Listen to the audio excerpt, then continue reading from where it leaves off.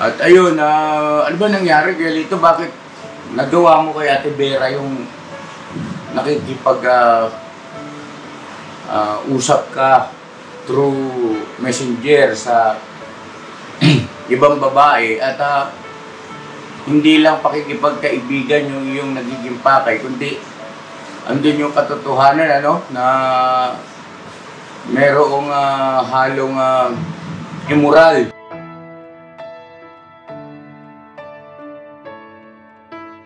Payag ka ba ron, Lito, sa sinasabi ni Ate Vera?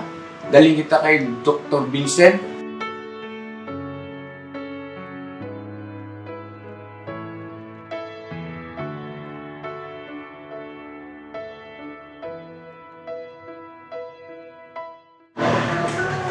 Mga business, mapagpalang araw po sa atin lahat. Ayun.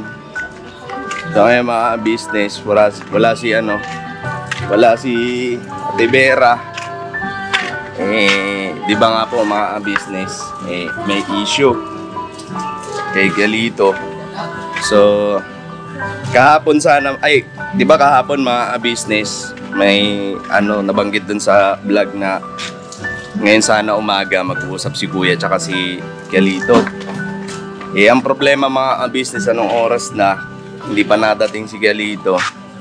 So siguro puntahan natin doon mga business. Tapos si Ate Vera naman hindi pumasok ngayon. So ewan namin kung anong nangyari doon sa kanila mag-asawa. Away ba o kasi hindi pumasok si Ate Vera ngayon eh. Wala si Ate Vera po eh. So pakisamahan nyo po kami mga business, puntahan natin doon. Kasi mga business, nag-aalala na rin sila Kuya kasi may panibago na namang issue si Galito na nagawa. Eto, kailangan na talaga agapan kasi iba na si Galito eh. Iba na yung mga hindi pati yung issue na lang. Medyo masisilan ang mga sinasabi ni Lito eh. Para siyang anong tawag doon? Manyakol. Manyak mga business. So tara. Punta natin doon. Ito, Lito. Oo. Sama na rin natin. Pinasusundo kasi ni Kuya mga business. Pati si Ate Vera, pinapasundo na lang para mapag-usapan talaga kung ano ba mga pinagkagawa ni Lito. Oo, dyan, tao na yan. Maglalakat ng tayo. Ito na lang, dali natin. Ha? Ito na lang, kulong na lang. Ito, kulong-kulong. Ay, di. Magbaban pala. Ito na lang. Oo, kasi susunduin sila eh. Para may sakay na lang natin lang. Medyo nakaka na rin mga business. Dami. Kasi lumabas yung issue na una, may kasunod pa pala. Mga subscriber din mga business. Sisilabasan na yung niya.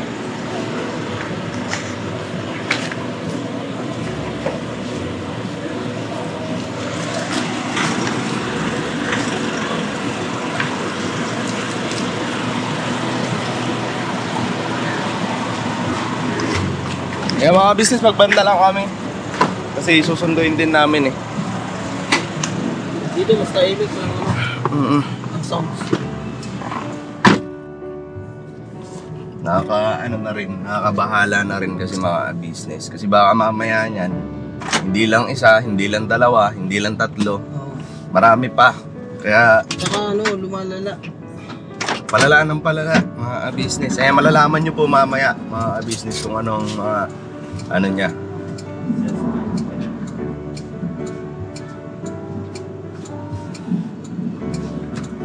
Siyempre, hindi rin pwedeng palagpasin ni Kuya ka business to.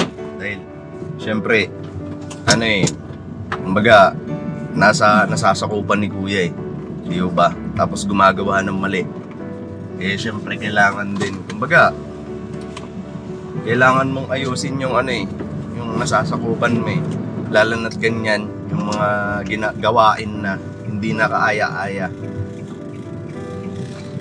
Hindi maganda yung gawin na ginagawa ni Lito.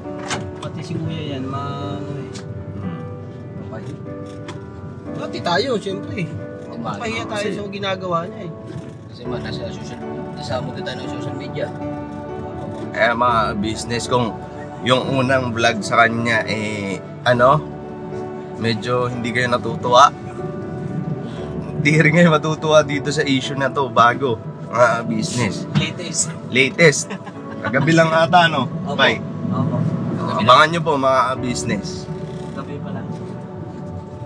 Grabe tong tao na to. Siguro, ang ano ko na ito, si Lito, tsaka si Vera ngayon.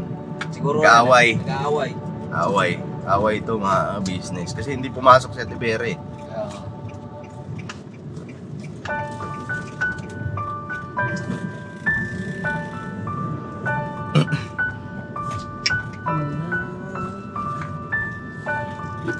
Grabe.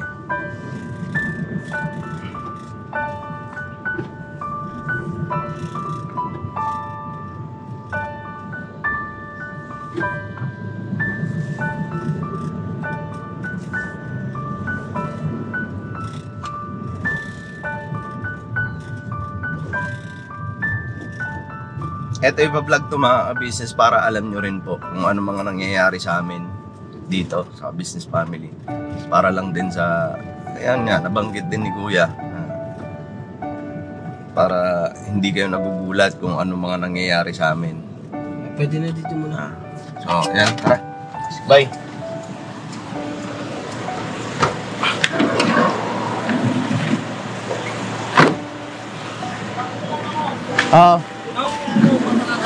Dito muna kami. Yung mga business nandito na kami.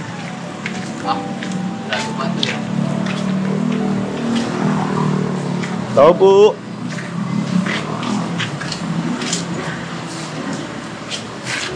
Po.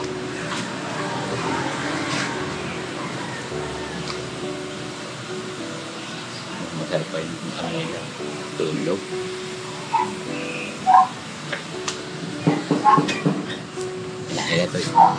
Oh, good morning. Morning, Philippines.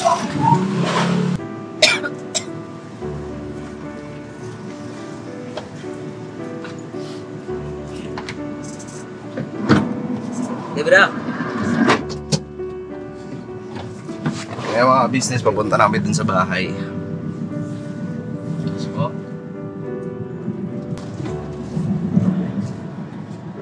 Yung mga business nandito na kami sa bahay.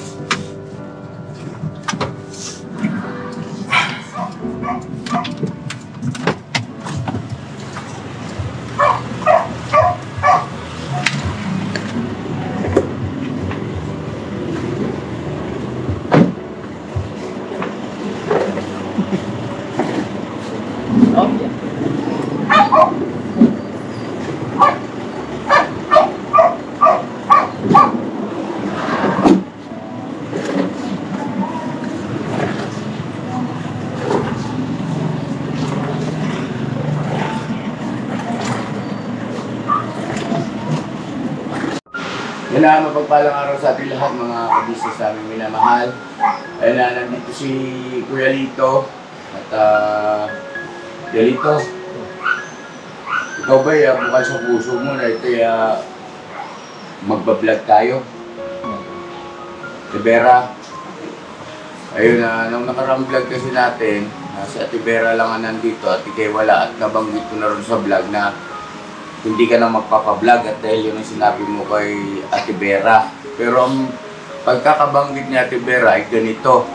Batay sa kay Ate Vera ha, hindi ka muna magpapablog kasi sumama yung loob mo doon sa mga komento ng mga viewers. Hindi muna, no? So, ako naman ay nabanggit ko rin, mga kabisnes naming minamahal, na baka hindi na natin makita sa video, sa vlog ko si Kuya Lito. So ngayon, nandito sila dahil sa gusto kong maging parehas, gusto kong maging patas naman, no? Para si Lito ay maihayag niya rin yung kanyang side dun sa mga bagay na natalakay nung nakaraan. Napanood mo naman siguro yung vlog, ano? Napanood mo. At ayun, ano ba nangyari kay Lito? Bakit nagawa mo kay Ate Vera yung nakikipag usap ka through messenger sa ibang babae at hindi lang pakikipagkaibigan yung iyong nagiging pakay, kundi andun yung katotohanan na merong halong immoral. Ba't naggagawa mo kay Ate Vera yun? Tika mo na, bago mo sagutin yan, Ate Vera, yan ba yung napag-usapan nyo ng dalawa? Hindi pa, bakit? Anong balak ninyo yung dalawa sa buhay ninyo? Ba't di nyo pa pinag-usapan yan? Ano yan, magwawalang ibo ka? O carry mo lang yung ganoon? Ano ba, hindi sa pinangunahan kita ha? Baka ma-misinterpret ng ating mga manunood. Ang sa akin lang ay natural mintis, nakakapagtaka. Kumbaga hindi may iwasang magtanong ako ng ganoon, no? Bakit hindi nyo pa napag-uusapan?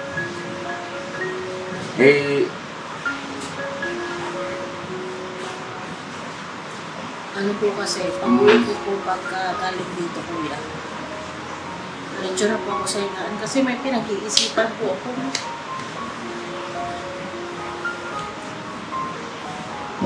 Kailangan po maging kailangan po mapag-isipan ng maayos. At ayun po mga ka-business, kasing tabi sa ating mga mahal na viewers at medyo maselan itong ating tatalakayin dun sa mga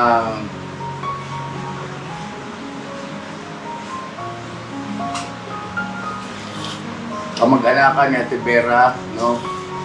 Ay nasintabi po sa inyo at ito naman ay desisyon nila na mailabas ito sa YouTube.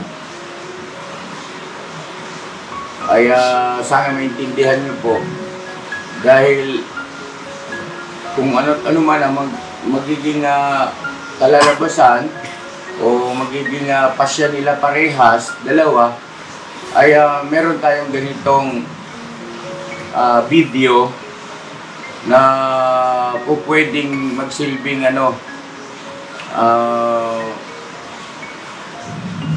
batayan pagdating ng araw, kung ano man po, parang magsisilbing ebidensya na rin kung kinakailangan, kung halimbawang humantong sa ganoon.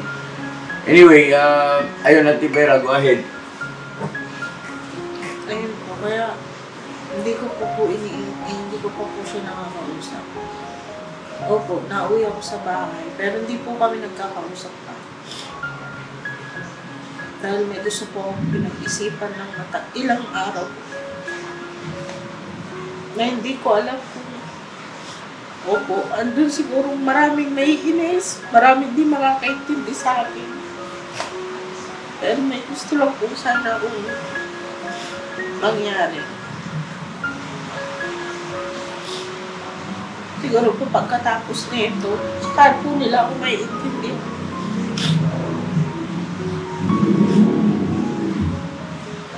Gusto ko po sana kasi ewan ko po kung papayag siya. Kasi pinag-aralan ko na po ng ilang araw to. Gusto ko po sana siyang ipa-check up kay Doc Vincent. Papayag lang naman po siya. Kay Doc Vincent? Kasi may mga po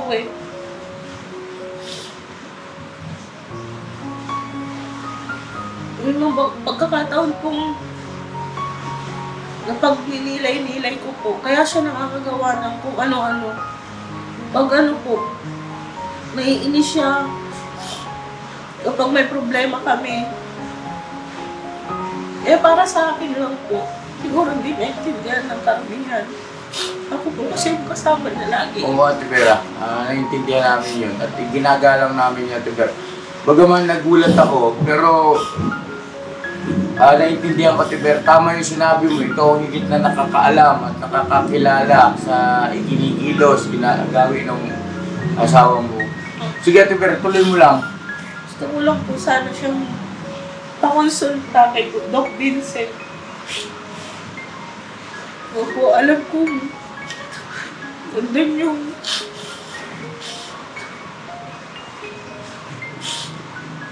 Siguro, alam ko naman kung gaano kabigat financially kasi nakikita ko naman sa mga nakakaraan yung tinutulungan.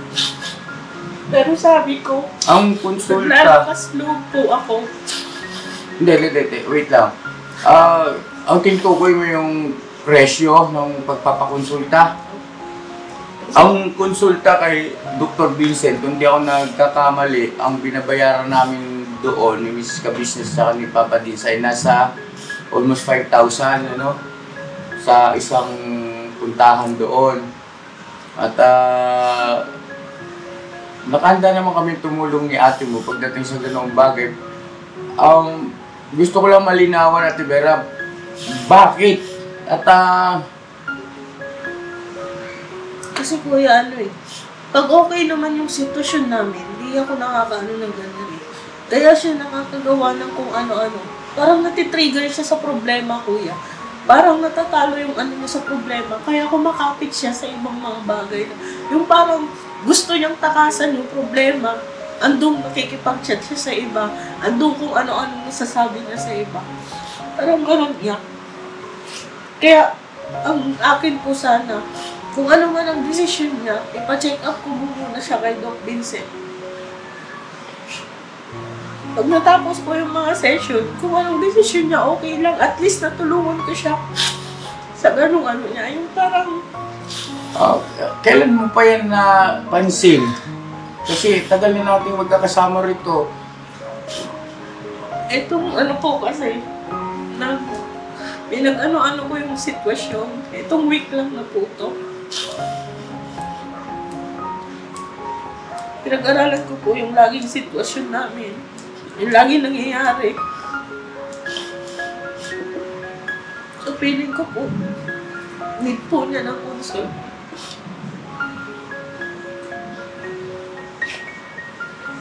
Ewan ko po sa kanya kung papayag siya sa ganun. Kasi hindi naman lahat ng pinadala kay Doc Vincent may tama sa utak. Ang akin lang yung ano ba, yung sa loob. Ipa-evaluate. Opo. Ipa-evaluate. Tama naman yun. Hindi naman lahat ng tinadala o tawag nyo ito, parang consultation, ganyan, no? Opinion ng isang espesyalista. Hindi ko alam kung anong ni Lito, nagulat ako rin ng Tibera.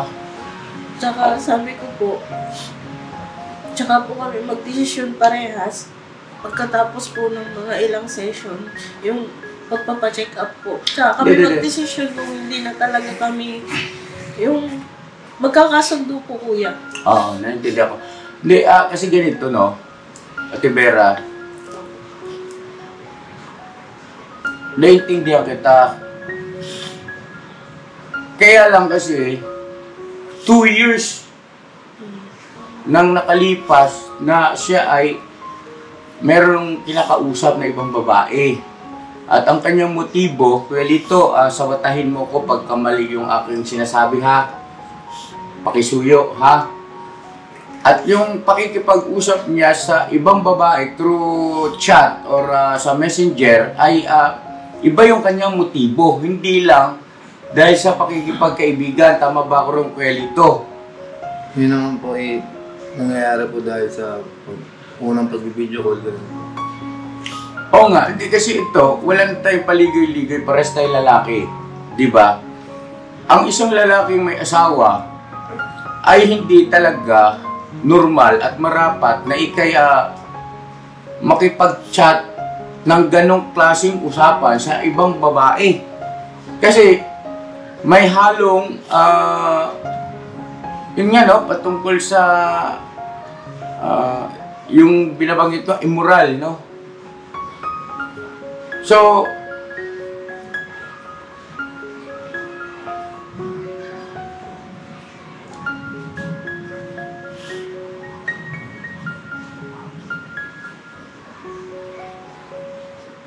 payag ka ba ron, Kuelito, sa sinasabi ni Ate Vera?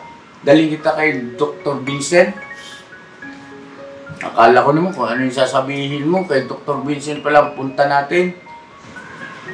Kung sa tingin po niya, tsaka sa tingin niya po na okay po. Ikaw, sa sarili mo, ano sa palagay mo? May ano...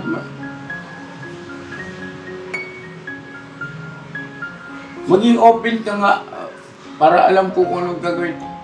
Tama ba yung ano ni Vera? Kanya nga, ikaw nga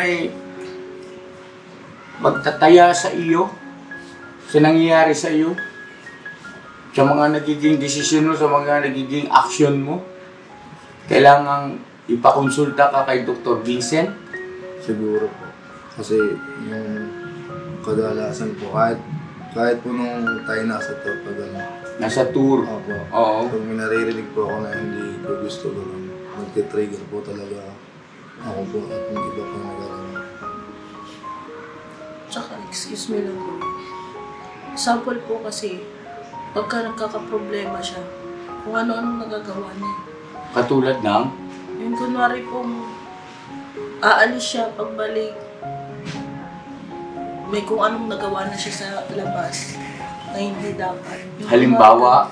kunwari ano lang po, ipapaalam siya, kunwari may naging away po sila. Yung dati po kasing naharaan pa niya mula nung ano siya, yun po yung pinag-aralan ko eh. Aalis siya, didiretso na siya kung saan, yung kung saan masaya siya. Hindi niya na naiisip yung magiging kalalabasan po ng mga gagawin niya para lang matakasan yung problema ang kinakaharap niya. Yun po yung gusto kong ano sa kanya.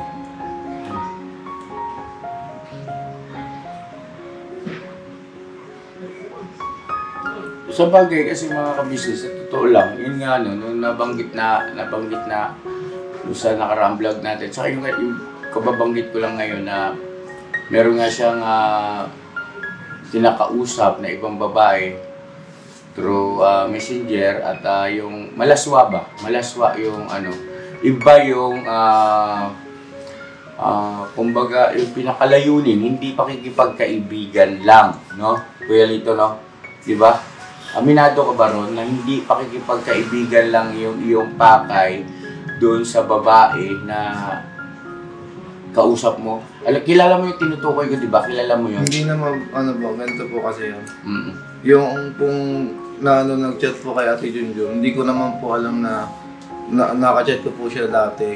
At saka yung po ay nakilala ko po sa apps na ano, sabihin po natin na yung apps na yun ay yung puro kalandian po, ganun po. Doon ko po nakilala yun. At saka nakalimutan ko na po siya. Naging friend ko po siya ulit sa account ko ngayon na alam ni Vera po. Hindi ko naman po alam na siya ulit po kasi nakalimutan ko po. Ngayon po, yung time na may gusto akong mapaghinga ng sama ng loob, nag-chat po ako sa kanya. Akala ko po kasi na mabait siya, gano'n. Hindi ko na po kasi siya naalala, nakalimutan ko na po siya na nakachat ko po dati na gano'n. Kaya nagulat na lang ako, sumama yung loob ko na na gano'n na nangyari na wala naman akong kinachat doon sa babae kasi nakalimutan ko na nga po na ang chat ko po kasi doon, pwede po ba makipagkaibigan? Tinanong niya po ako, ikaw ba si Kuya Lito na asawa ni Ate Vera? Inamin ko naman po. Kasi hindi ko po alam na siya po pala yung nakachat po nung 2022 yata po, 2023, ganun po. Kasi hindi nga po alam na Kaya nagulat po ako nung vlog nga po about sa akin na gano'n.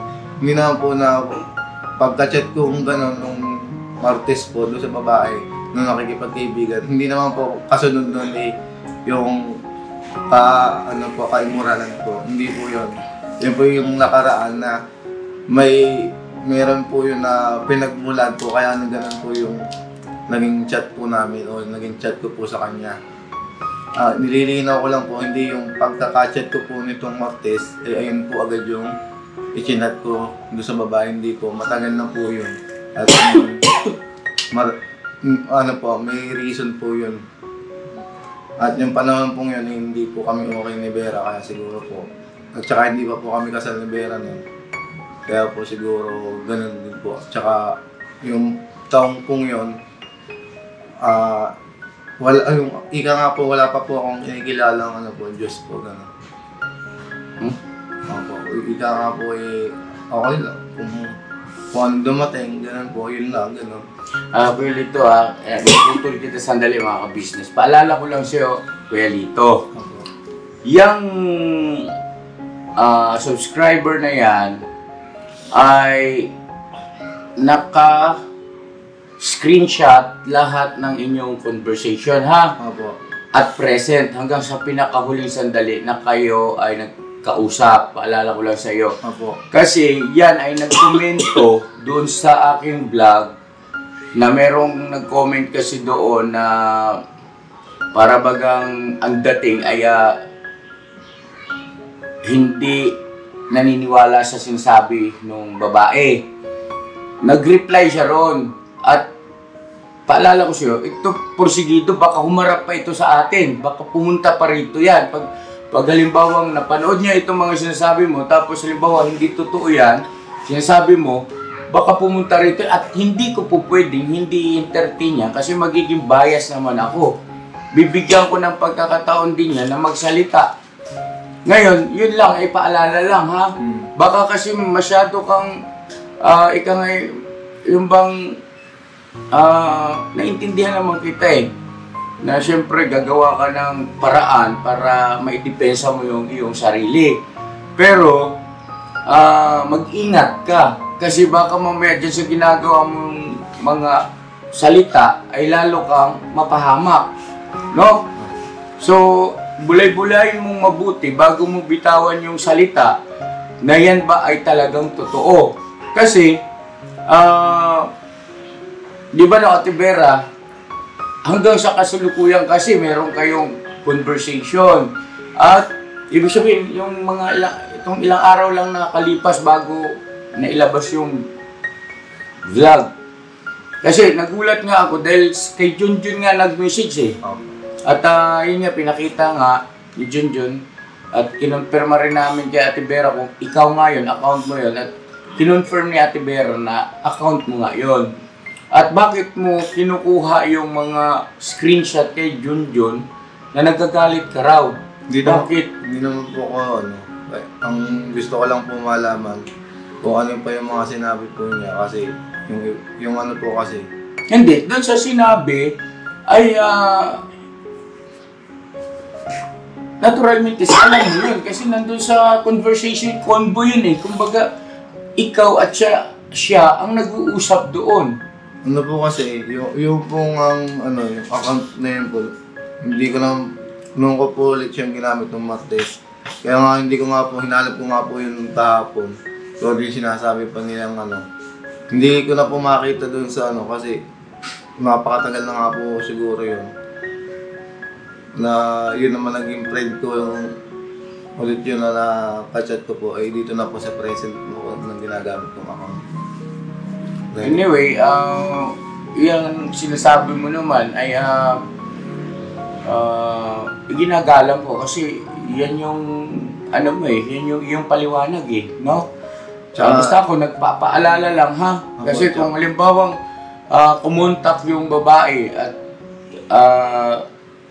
kasi lalo na yung binitawan mong salita na nakilala mo siya sa isang site na malaswa, mabigat yun ha. O baka mamaya hindi totoo yun, binibigyan kita ng pagkakataon na ituwid mo yung iyong salita, mabigat yun.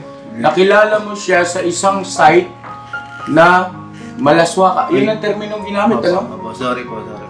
Ano po yung, nakilala ko po siya sa lit match po. Yun po. Sorry po sa words po. Yan ang ibig kong sabihin. Yan po kasi sa lit match, meron pong may matitinong po, tsaka meron po din may nga ganun pong usapan. Tsaka bakit ka natutuksong pumunta sa mga ganong klase ng site? Kasi nga po nung mga panahon yun po hindi po kami nagiging okay. Ngayon nga po, sabi nga po ni Vera na pag may problema, parang doon po ako napunta sa nagiging masaya po ako. Parang gano'n. Kaya sabi ko nga po, baka nga din po may problema din po ako sa sarili ko. Tapos ito pang huli, kanina lang. Yung ito pasintabi po mga ka-business ha. Ninang. Di ba? Ano nangyari? Ayun po, pasensya na po. Ha? Pasensya na po, hindi na po ako magbibigay ng ano. Kung ano pa man po, sorry po. Nag-message yung ninang eh. Tapos sinendin yung convo. Alam mo na yan, Ate Vera? Pangalawang magulang mo yun eh, kung tutuusin.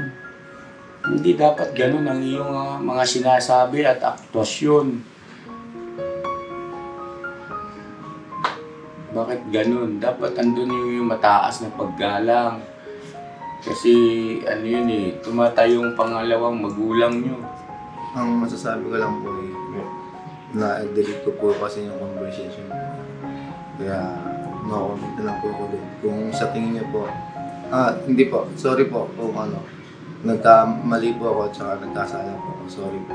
Humingi po ako ng... So, ibig sabihin parang nagiging gawi mo na at ugali mo na yung ganyang bagay. At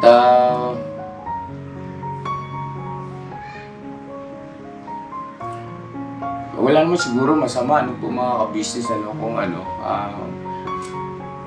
yung sinasabi ni Ate Vera patungkol kay Dr. Vincent, kung makakatulong bakit ba hindi? Di ho ba? Pero para sa akin hindi naman ako doktor. At limitado ang aking kaalaman at saka karanasan sa pag-aanalisa ng mga ganitong mga sitwasyon at gawi ng isang tao. Para sa akin, tawag niya ito,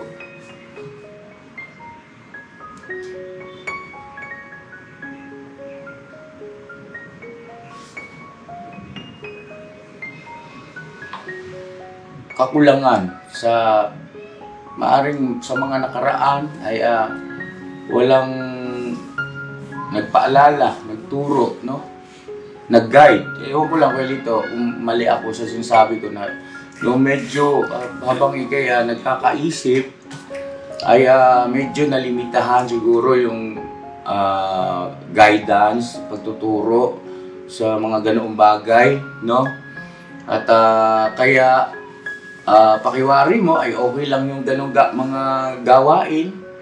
Hindi mo masyadong, alam mong mali at masama, pero hindi mo masyadong, may tinatawag dyan kumbaga, hindi masyadong nag-sink in ba na kung ano yung magiging mga consequences, pagkatapos mo gawin yung isang bagay. Anyway, pumapayag ka na ipakonsulta ka kay Dr. Vincent. Sige. Ang tanong, siyempre natural, magbibigay ng advice yung doktor sa iyo. At di ko alam kung re-resetahan ka ng gamot. Ang tanong dun, yun ba'y kaya mong sundin? Ako nga sandamakbak na payo, pangaral, pagtuturo sa iyo. Pero aminado ko sa sarili ko na hindi ko pa nakikita yung resulta. Hindi ko alam. Naalala mo yung binanggit ko na patungkol doon sa pagiging balat sibuyas? Hanggang ngayon, wala pa rin ako nakikitang improvement Kasi, aminin mo man sa hindi, ikaw ay maramdamin pa rin. Diba kayo dito, ano ba yun? Hindi ka naniniwala sa sinasabi ni Kuya? O talagang ayaw mo lang akong sundin? Na makakabuti sa isang tao o malaking bentaha sa isang tao kapag ka ikay inalis mo yung pagiging maramdamin. Naniniwala ka ba ron?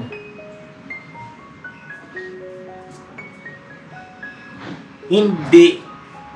In a sense na wala ka ng damdamin. Hindi ganun, ha? Magkaiba yun.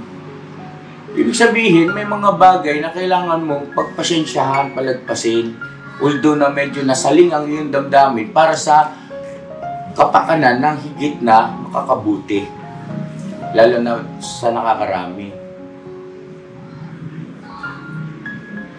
Nasa palagay mo?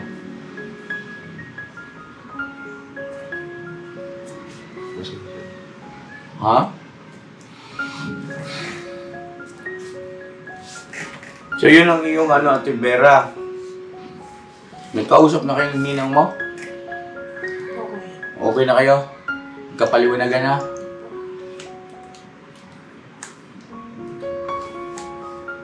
Ayun, pasensya na. Pasensya na po at hindi ko naman kasi kayang bantayan ito ng 24 oras po mga ka-business At mabuti na nga lang at naiparating sa amin yung ganyang mga bagay. Dahil sa at least kami maging aware din bilang tumatayong guardian nila kahit na baga nasa hustong gulang na yung mga yan. Dahil nasa puder ko yung mga yan, mga ka-business, pananagutan ko yan. Kung ano man ang mangyayari.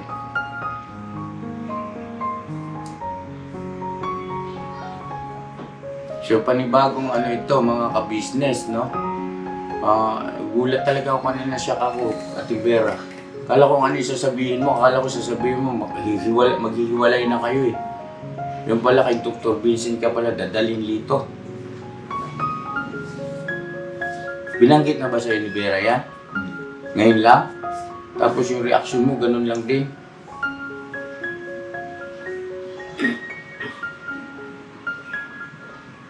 Ang problema kasi sa inyo, hindi ka nag-uusap ng maayos Limitado masyado yung inyong kulang kayo sa komunikasyon sa isa't isa.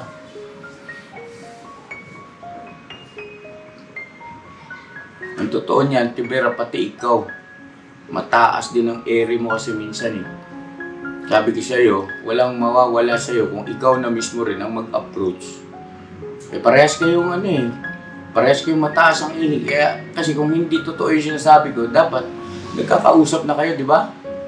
O, iwasan kayo ng iwasan. Dalawa lang naman kayo late-late ng inyong tinutuluyan.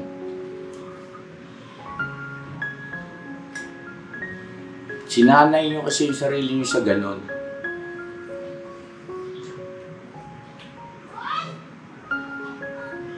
Kailangan niya sa mag-asawa yung open communication.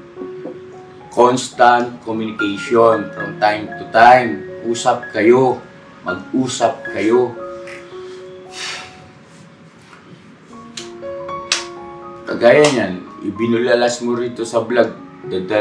Ipapakonsulta itong asawa mo kay Dr. Vincent. Man lang sana, kinausap mo na siya yung na sarilinan, di ba? Hindi yung ganito na pura mismo Kaya nagulat ako kasi wala naman sa higalap ng isipan ko yun Wala, pasensya ka na, Ate Vera ha. Wala naman akong napapansin kay Lito na mayroon siyang problema sa kanyang pag-iisip. O tama naman, hindi naman ibig sabihin dahil may problema sa pag-iisip dahil dadaling kay Dr. Vincent. Kumbaga, pero psychologist yun doktor yun psychiatrist, no? So, ibig sabihin, tapos ikaw, payag ka rin. Kung sa tingin niya po yung makakabuti po sa akin. Ano, no? Kung sa tingin niya po yung makakabuti po sa akin. Tingin ko? Tingin niya po. Tingin niya? Okay, sige. Ayun na mga ka-business, abangan nyo na lang po kung dadali namin ito kay Dr. Vincent. Kasi mga kagwang, maganda kayang kulungan din. Pinamahan ka na magaling dito. Pinausap na yung ninang mo. Makipag-usap ka na maayos kung humingi ka ng tawad ha. Opo. Bira kayo, napapahiya ako sa inyo.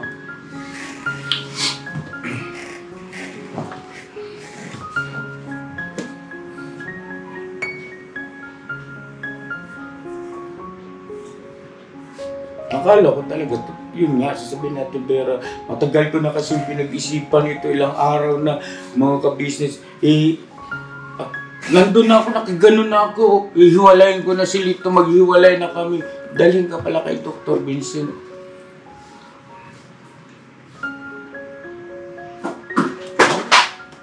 Oh, nangyari sa inyo dyan?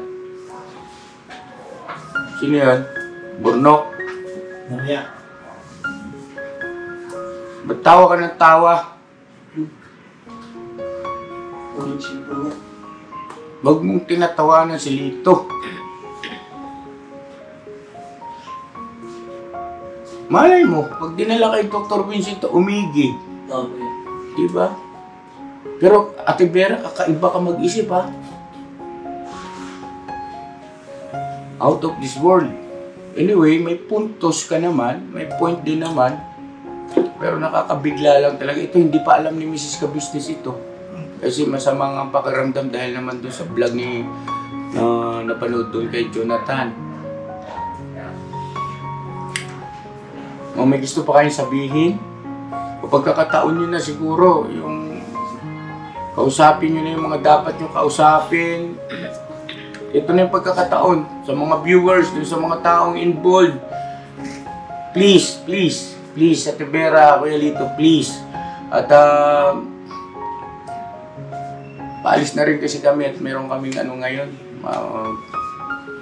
yung mga bigas nakaripak na. Yan po, ako na po ang unang-unang magsasalita po. Pasensya na po dun sa babae po. Saka po doon nga po kay Ninang. Sorry po. Taos puso po akong nagpapakumbaba na sana patawarin niyo po ako. Sorry po. Tsaka po sa mga viewers, sana po hindi po ganun talagang kagrabe yung pambabash niyo po sa akin. Kasi kaya naman po ako nasa bahay lang, hindi naman po pumapayag sa Vera na mag-isip ako ng trabaho. Sabi niya, diyan kaya nasa bahay hindi naman po talaga ako totally walang ginagawa sa buhay. Hindi po talaga yung Marami nga eh. sinasabi niyo na ano. Chat mo rin sa mga, ang dami nga eh. Pati si Ninang, no? Sige na, tuloy mo na yan eh. Pasensya na po kayo. Pasensya na. Oh.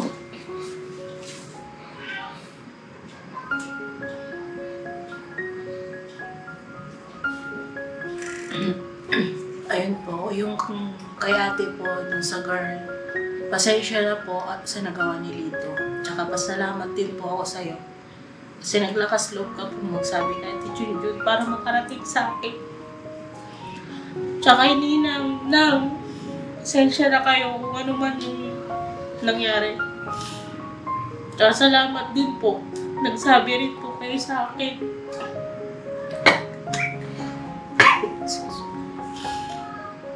Tsaka sa mga viewers po, sa mga nagmamahal at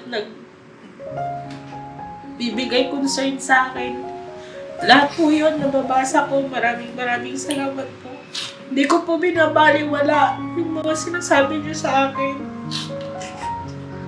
Tsaka kay ate kuya po, hindi ko po binabaliwala yung mga bayo pagmamahal na binibigay niyo sa akin. Pero sana inihiling ko, alam ko, may makakaintindi sa akin pagkatapos ng ano na to. Dalawa na kaya kayo. Tibera, no? Ano na rin natin siya, Tibera, kahit wala namang mawawala eh. Kaya, consultation na, kumbaga, ano lang, hindi lang tayo ng advice. Kasi, parang hindi ka na rin normal eh, Tibera eh. Pasensya ka na eh.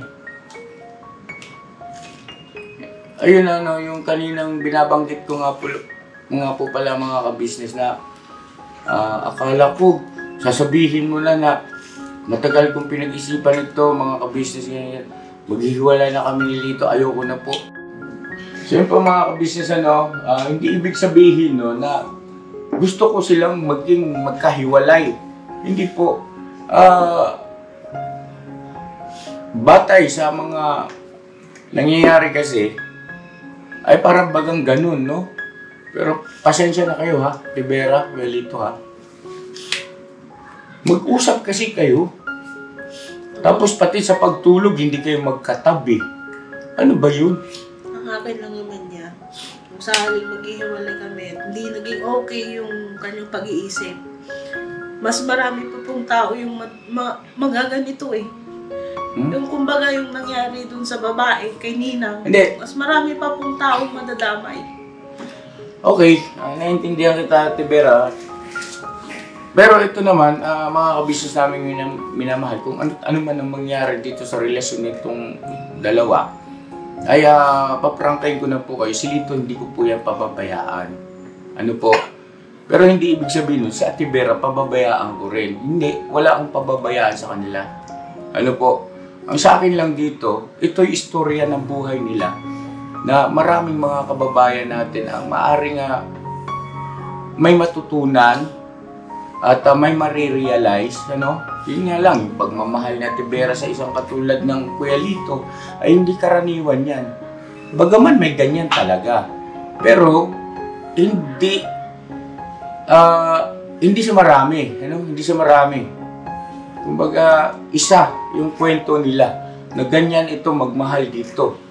At ito naman, ganito na nga ang sitwasyon, ang kalagayan, at ganun pa ang gawi, no? Ibang klase rin. Anyway, hindi naman ako sumusuko at gagawin ko yung bahagi ko sa ate ninyo. Basta sana lang matuto naman kayong makinig, sumunod. Pag sinabing hindi kasi kayo nagpapansinan eh, parehas kayo eh. Yan yung sinasabi ko na sa mag-asawa, hindi dapat ang mindset o isipan, damdamin na ikaw ang mali, dapat ikaw ang lumapit. Yun dapat alisin nyo.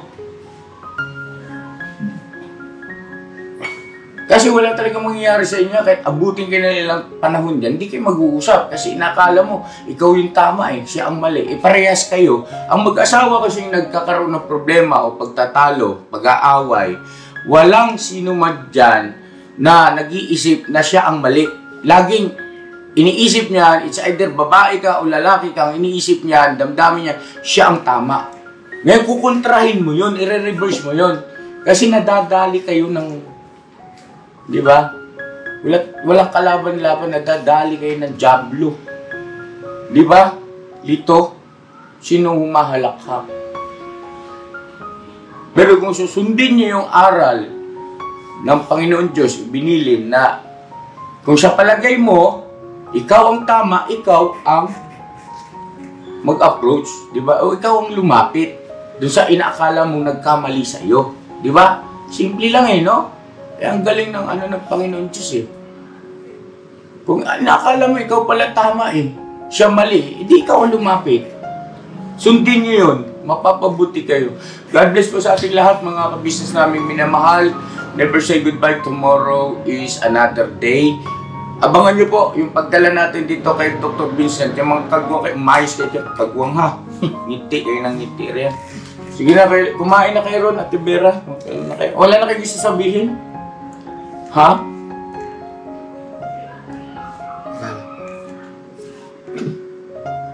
Baka may gusto ka pa sabihin, hindi mo naman sinasabi rito, tapos nagreklamo ka na naman sa comment section. Tanggalin ko na yung comment section? Ha?